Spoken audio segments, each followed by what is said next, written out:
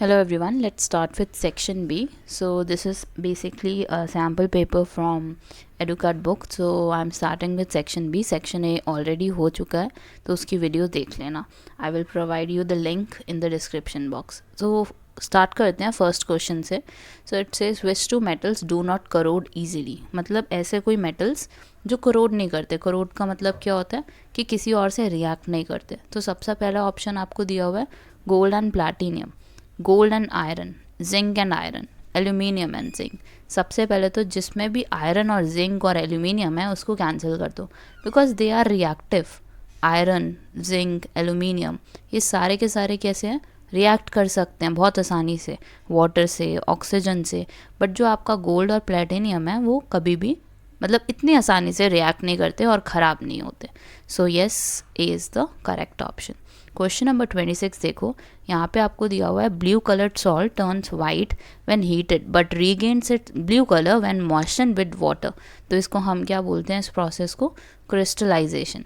तो क्रिस्टलाइजेशन हो रहा है यहाँ पे कि मतलब वो दोबारा से ही अपना ब्लू कलर रीगेन कर लेता है. तो वो ऐसा कौन सा सॉल्ट है, हमसे पूछा गया कि यहाँ पे कौन सा ब्लू कलर का सॉल्ट लिया है जो अपने कलर को रीगेन कर लेता है मॉइस्चर होने के बाद. तो ये है आपका copper sulphate, copper sulphate .5H2O.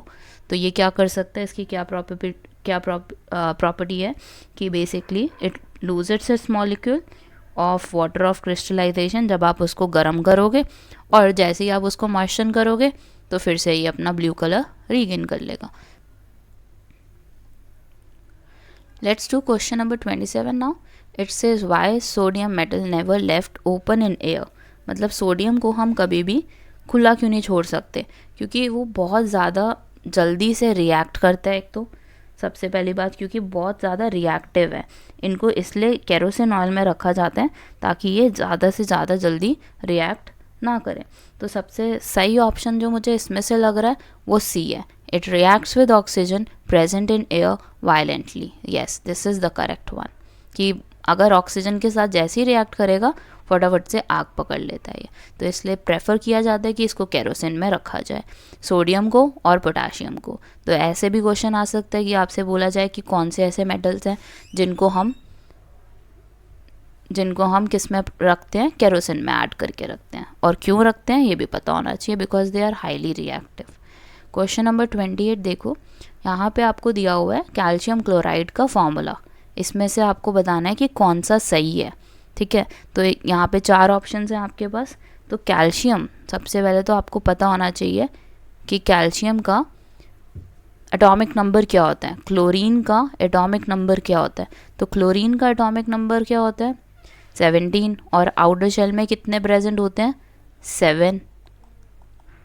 ठीक है, और कैल्शियम का क्या होता है, कैल्शियम होता है हमारा 12, और आखिर में कितने प्रेजेंट है इसके 2 प्रेजेंट है. तो 2 प्रेजेंट है तो इसका मतलब क्या होगा कि 1 will be given to this chlorine and हमें एक और क्लोरीन चाहिए क्योंकि एक इलेक्ट्रॉन बच जाएगा हमारे पास. तो क्लोरीन का यहाँ पे कितना आ जाएगा, इट विल बी 1 हेयर. एक ही ये वाला जो कैल्शियम का एटम है, इलेक्ट्रॉन है, वो किसको मिलेगा, क्लोरीन को. तो 2 क्लोरीन होने ज़रूरी हैं. एक ही क्लोरीन को थोड़ी ना जा सकते हैं, ये तो बिल्कुल गलत है. सी वाला बिल्कुल गलत है, क्लोरीन वाला कैल्शियम पे तो जाएगा ही नहीं. ये भी गलत है क्योंकि ये तो आयनिक फॉर्म में दिया ही नहीं हुआ आपको. तो सबसे सही जो ऑप्शन दिया हुआ है वो आपको ए दिया हुआ है. तो इस चीज़ का ध्यान रखना कि कैसे हमारे कंपाउंड्स बनते हैं, आयनिक कंपाउंड्स. नेक्स्ट क्वेश्चन देखो. Name the substance obtain by the action of chlorine on dry slack lime. तो ड्राई स्लेक लाइम क्या होता है आपका, बेसिकली कैल्शियम हाइड्रोक्साइड. और कैल्शियम हाइड्रोक्साइड पे वो कह रहे हैं कि आप क्या कर रहे हो, क्लोरीन रिएक्ट करा रहे हो. तो क्लोरीन रिएक्ट कराने पे ब्लीचिंग पाउडर बनता है और उसका फॉर्मूला क्या होता है CaOCl2, bleaching powder. D option is the correct one. Question number 30 देखो. आपको क्या दिया हुआ है, salt is obtained using common salt as a raw material. It is used in glass, soap and paper industries and also used in the manufacture of sodium compounds such as borax. Identify the salt. तो इसमें आपको क्या करना है, salt identify करना है जो कि यूज़ किया जाता है किससे बनाने के लिए, glass, soap and paper industry. तो यहाँ पे जो ऑप्शंस दिए हुए हैं इसके अकॉर्डिंग आपका जो राइट ऑप्शन है वो है ब्लीचिंग पाउडर। ब्लीचिंग पाउडर को यूज़ किया जाता है ग्लास इंडस्ट्रीज़ में, पेपर इंडस्ट्रीज़ में, सोप इंडस्ट्रीज़ में। नेक्स्ट क्वेश्चन पे चलते हैं। अब हमारे कुछ असर्शन रीज़न क्वेश्चन है 31 से लेकर 34 तक, तो ये करते हैं। सबसे पहला देखो आपको दिया हुआ है baking soda solution is applied on the area stung by bee और एंट। तो ये तो सही है, दिस इज सही। क्यों सही है? क्योंकि बेकिंग सोडा को ही तो अप्लाई करते हैं हम किस पे, जब बी और एंट काटती है, क्योंकि वो एसिड रिलीज़ करता है और बेकिंग सोडा हमारा बेस है, तो हमें क्या होगा, न्यूट्रलाइजेशन इफेक्ट मिलेगा। अब देखो यहाँ पे इन्होंने रीज़न क्या दिया हुआ है, baking soda is base and neutralises formic acid injected into the area by the insect. बिल्कुल सही है। अभी जैसे मैंने आपको बताया था लास्ट केस में कि बेकिंग सोडा बेस की तरह काम करता है और एसिड के ऊपर अगर लगाओगे तो न्यूट्रलाइजेशन रिएक्शन होगा। So yes, this is correct option, correct explanation of A. So A option is the correct one. इसमें से हमें चूज़ करने होते हैं, तो ए सही है आपका। ठीक है, let's start with question number 32. It says silver bromide is used on photographic and x-ray film. So this is correct. ये आपके बुक में भी मेंशन किया गया है कि सिल्वर ब्रोमाइड को हम फोटोग्राफिक और एक्सरे फिल्म में यूज़ करते हैं। सेकंड देखो रीज़न क्या दिया हुआ है, silver bromide is photosensitive and change to silver and bromine in presence of sunlight and undergoes decomposition reaction. तो दोनों ही आपके जो हैं वो सही है, असर्शन भी सही है, रीज़न भी सही है और इसकी एक्सप्लेनेशन भी सही है कि हाँ ये फोटोसेंसिटिव होता है, इसी वजह से इसको हम यूज़ कर पाते हैं किस में, फोटोग्राफी में और एक्सरे फिल्म में। So yes, A option is the correct one है। ठीक है, ए मतलब कि असर्शन भी सही है, रीज़न भी सही है और उसकी एक्सप्लेनेशन भी सही है। 33 देखो, असर्शन में आपको दिया हुआ है when we blow into a test tube containing lime water it turns milky. क्यों होता है ऐसा? इसलिए होता है क्योंकि लाइम वाटर के अंदर आप कार्बन डाइऑक्साइड ब्लो कर रहे हो। हमारी बॉडी क्या रिलीज़ करता है, कार्बन डाइऑक्साइड, और कार्बन डाइऑक्साइड से क्या होगा, ऑब्वियसली आपका जो लाइम वाटर है वो किस में कन्वर्ट हो जाएगा, मिल्की में, मिल्की कलर में। ठीक है, एंड रीज़न क्या दिया हुआ है, this shows that the presence of CO2 in the excelled air. जो आपने उसके अंदर एयर डाली है या एयर ब्लो किया है तो वो क्या थी, कार्बन डाइऑक्साइड थी, तभी तो वो मिल्की हुआ। सो असर्शन और रीज़न मेरे हिसाब से दोनों सही हैं and A option is the correct one, क्योंकि वो इसकी एक्सप्लेनेशन भी है। ठीक है, नेक्स्ट देखो 34 देखो, यहाँ पे आपको क्या दिया हुआ है, twinkling of stars is due to the fluctuations in the refractive index of the earth atmosphere. So ये सही दिया हुआ है कि यस, जो ट्विंकलिंग ऑफ स्टार्स होता है वो क्यों होता है, क्योंकि रिफ्रैक्टिव इंडेक्स अलग अलग होता है अर्थ एटमॉस्फेयर में। रीज़न क्या दिया हुआ है, when light propagates from one medium to other the direction of propagation deviates. क्योंकि हमारा जो अपर एटमॉस्फेयर है वो कैसा है, इट इज़ वेरी हॉट, और जो नीचे वाला है वो कोल्ड है। तो क्या होगा, हमारा एटमॉस्फेयर दो डिफरेंट मीडियम्स में बट गया, और अगर दो डिफरेंट मीडियम्स हैं तो हमारी लाइट अलग अलग तरीके से प्रोपोगेट करती है, रिफ्रैक्शन बन जाता है वो बेसिकली। सो यस, असर्शन और रीज़न बिल्कुल सही दिए हुए हैं आपको, और आपका रीज़न, आपका ऑप्शन क्या हो गया, ए, क्योंकि उसकी एक्सप्लेनेशन भी सही दी हुई है। अब आते हैं 35 पे जो आपका MCQ बेस्ड है। तो यहाँ पे एक बच्चा परफॉर्म कर रहा है एक्सपेरिमेंट, डिफरेंट मेटल्स लिए हैं उसने and dipping them in salt solution and they have been marked as 1 2 3 4। अब देखो यहाँ पे आपको दिया हुआ है जिंक सल्फेट, यहाँ पे आपको दिया हुआ है मैग्नीशियम, आयरन के अंदर कॉपर सल्फेट, जिंक के अंदर FeSO4, कॉपर के अंदर जिंक सल्फेट। तो उन्होंने आपको बताया कि आपने क्या करना है, टेबल दिया हुआ है और ये बताया कि कौन सा सही है, मतलब कौन सा रिएक्शन होगा या नहीं होगा। तो इसमें से अगर आप ध्यान से देखो तो डिस्प्लेसमेंट रिएक्शन सिर्फ किस में होगा, 1 2 और 3 में होगा। क्यों, देखो मैग्नीशियम जिंक से ज़्यादा रिएक्टिव है according to the table. Iron किससे ज़्यादा रिएक्टिव है, Fe, कॉपर से, तो रिएक्शन होगा। जिंक किससे ज़्यादा रिएक्टिव है, Fe से, और कॉपर जिंक से ज़्यादा रिएक्टिव नहीं है, तो इसका मतलब there is no displacement reaction in the fourth test tube. So 1 2 3 पे येस होना चाहिए। देखो सी ऑप्शन देखो, 1 2 3 पे येस है ना, और डी पे नो है, ठीक है। अब नेक्स्ट पे आते हैं क्वेश्चन नंबर 36 में। यहाँ पे आपको दिया हुआ है the products of anaerobic respiration in yeast are ethanol, lactic acid, carbon dioxide और वाटर। तो हमारा ऑप्शन इसमें से कौन सा सही है? एथेनॉल और कार्बन डाइऑक्साइड। एथेनॉल और कार्बन डाइऑक्साइड बिल्कुल सही है, लैक्टिक एसिड और वाटर आपका गलत है। हमें क्या मिलता है? Ethanol and carbon dioxide in the case of yeast. यहाँ पे ध्यान से पढ़ना कि क्या दिया हुआ है, मेंशन किया है। तो first and third one.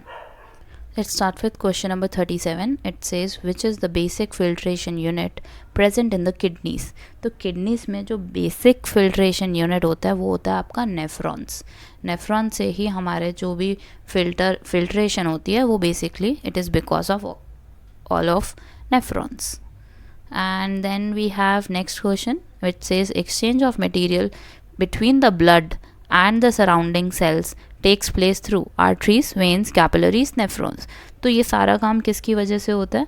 It is all because of capillaries, क्योंकि कैपिलरीज हमारी स्मॉलेस्ट ब्लड वेसल्स होती हैं और वो ही एक्सचेंज कर सकती है materials between the blood and the body parts. So the option is C. Next question देखो, क्वेश्चन नंबर 39 आपको दिया हुआ है an object is place 40 centimetre from the concave mirror with a focal length of 20 centimetre, the image formed is. तो सबसे पहले आपको दिया क्या हुआ है वो आपको मेंशन करना है। यू इज देयर, और यू कैसा है आपका? इट इज़ -40, और फोकल लेंथ आपकी कैसी होगी? यहाँ पे फोकल लेंथ कितनी दी है? 20 सेंटीमीटर। तो कॉन्केव के केस में कितनी होती है? -20। तो इमेज फॉर्म कहाँ पे हो रही है? Behind the mirror, between the mirror. उसके लिए आपको क्या करना पड़ेगा? वी फाइंड करना पड़ेगा। तो पहले वी फाइंड करना using mirror formula. Mirror formula क्या होता है? 1/u + 1/v is equal to 1/f। तो ये एक बार कमेंट सेक्शन में बताना है कि इसका आंसर आपका क्या है, और उसके अकॉर्डिंग अपने ऑप्शंस बताना कि इसमें से ए है, बी है, सी है या डी है, ठीक है। वी की वैल्यू निकालोगे और पता चल जाएगा कि पॉजिटिव में है या नेगेटिव में है, और ये भी पता चल जाएगा कि किसके जैसा है। सेंटर ऑफ कर्वेचर है, फोकस पे है, between the mirror and focus है, और बिहाइंड द मिरर है। एक बार रे डायग्राम भी बना लेना साथ ही में। तो ये कमेंट सेक्शन में आंसर बताना है इसका। 40th क्वेश्चन देखते हैं। यहाँ पे आपको दिया हुआ है what is the magnification of the image formed by plane mirror. तो प्लेन मिरर के केस में हमारा जो साइज़ ऑफ इमेज होता है और साइज़ ऑफ ऑब्जेक्ट होता है वो सेम होता है। तो m क्या हो जाएगा हमारा? अगर हम दोनों सेम चीज़ों को डिवाइड करेंगे, हाइट ऑफ ऑब्जेक्ट और हाइट ऑफ इमेज को, तो m विल बी 1, ठीक है। नेक्स्ट क्वेश्चन देखो, आपको दिया हुआ है 4 statements on blood are given below, select the incorrect. ये ध्यान से पढ़ना, इनकरेक्ट बोला है या करेक्ट बोला है। तो यहाँ पे आपको बोला है blood is fluid connective tissue, ठीक है। सेकंड देखो, blood consist of a solid medium called plasma in which cells are suspended. तो यहाँ पे अगर आप देखो तो आपके कौन सी स्टेटमेंट गलत है? ये होता है लिक्विड मीडियम होता है यहाँ पे। वैसे तो सही लग रहा था देखने में, लेकिन मीडियम कौन सा है? लिक्विड होता है ये तो, है ना। सो फर्स्ट वाला तो सही है, लेकिन सेकंड वाला हमारा गलत है। तो हमें गलत वाले ही ढूंढने हैं। तो सेकंड गलत हो गया, और थर्ड वाला देखो, plasma transport food carbon dioxide, नहीं ये नहीं करता, ठीक है। और fourth, many other substances like salts are transported by the, this is correct. Fourth वाला तो सही है। तो सेकंड और थर्ड हमारे गलत है। उसमें देखो सेकंड और थर्ड कहाँ लिखा है? बी वाले में, ठीक है। This is the option. 42 देखते हैं। 42 में आपको क्या दिया हुआ है? Given graph show the amount of carbon dioxide taken in a plant varies through a 24 hour periods. तो देखो ऐसे, मतलब उन्होंने एक ग्राफ बताया है जहाँ पे यहाँ पे टाइम बढ़ता जा रहा है और अमाउंट ऑफ कार्बन इनटेक दिखाया है कि कैसे वो कार्बन लेते हैं, कभी इंक्रीज़ हो रहा है कभी डिक्रीज़ हो रहा है। तो इसी के अकॉर्डिंग हमें आंसर करना है। At what time the rate of photosynthesis is greatest, मतलब फोटोसिंथेसिस सबसे ज़्यादा कौन से टाइम पे हो रहा है? तो देखो सबसे ज़्यादा जब वो कार्बन डाइऑक्साइड ले रहे होंगे, और ये जा रहा है हमारा 12 नून पे, 12 PM, ठीक है, मार्क कर देना। उसके बाद आपको क्या दिया है?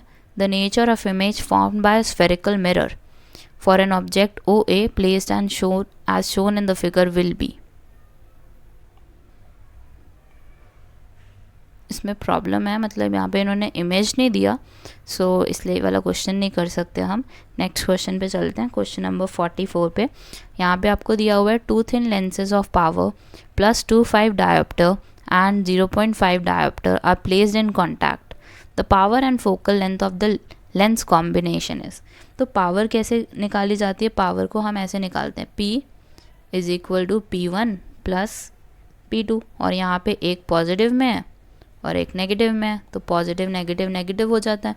2.5 में से 0.5 गए तो 2 डायोप्टर आ गया, पॉजिटिव 2 डायोप्टर, ठीक है। अब यहाँ पे देखो पॉजिटिव 2 डायोप्टर तो एक ही केस है, ए वाला, तो ये भी करने की ज़रूरत नहीं पड़ी हमें कि फोकल लेंथ भी निकालें। अगर फोकल लेंथ निकालना चाहते हो, अपने आप को वेरीफाई करवाना चाहते हो, तो कैसे निकालते हैं, 1/f, और f की वैल्यू क्या होगी, 1/p। सो 1/p का मतलब 1/2, और 1/2 कितना हुआ आपका 0.5, और मीटर में आएगा आंसर, सेंटीमीटर में कन्वर्ट कर लेना, ठीक है।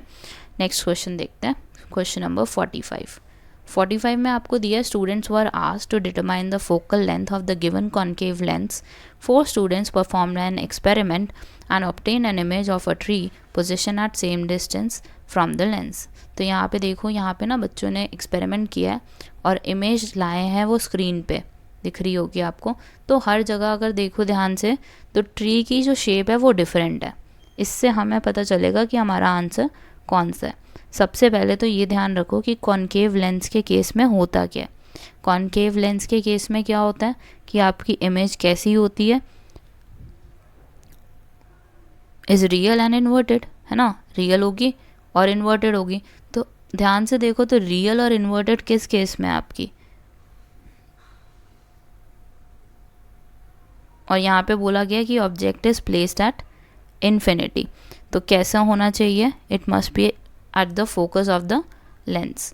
सो इमेज हमारी इन्वर्टेड और रियल किस केस में है, it is in the case of D, ठीक है। So this is your option.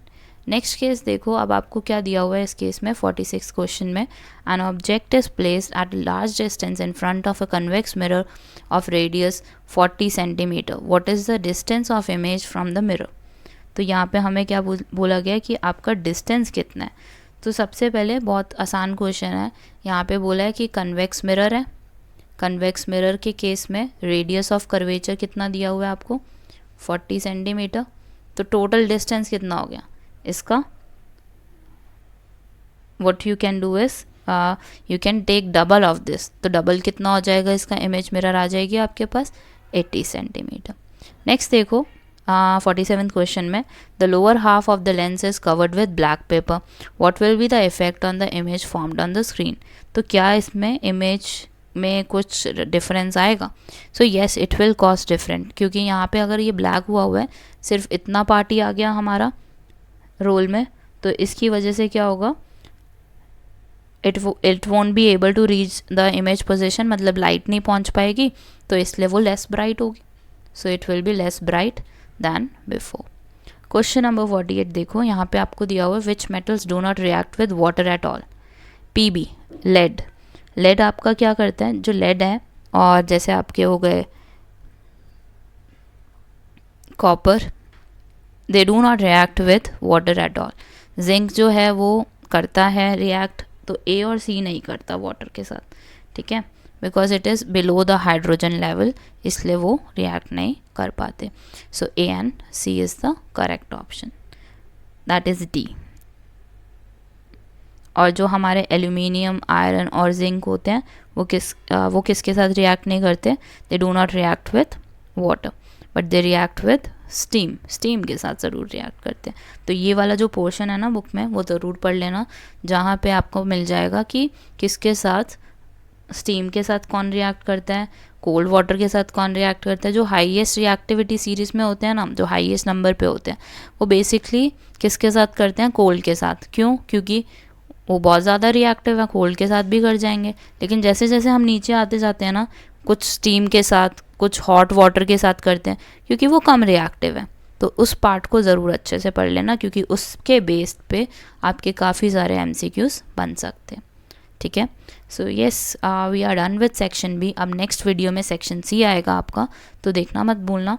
और येस, सब्सक्राइब ज़रूर कर लेना। और yes, do share the videos please with your friends. Thank you for watching, have a great day.